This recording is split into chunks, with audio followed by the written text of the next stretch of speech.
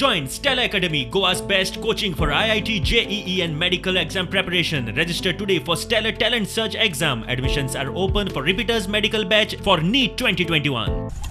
साळ ह्या गावात देवीदास राऊत मागीर तिचे वडील दिगंबर राऊत यांची ही जमीन आणि त्यांना बरोबर घेऊन आम्ही जवळजवळ 1.5 एकर जवळजवळ 6000 स्क्वेअर मिटरान हळद लागवड करपाचो कार्यक्रम हातीन घेतलेलो आसा.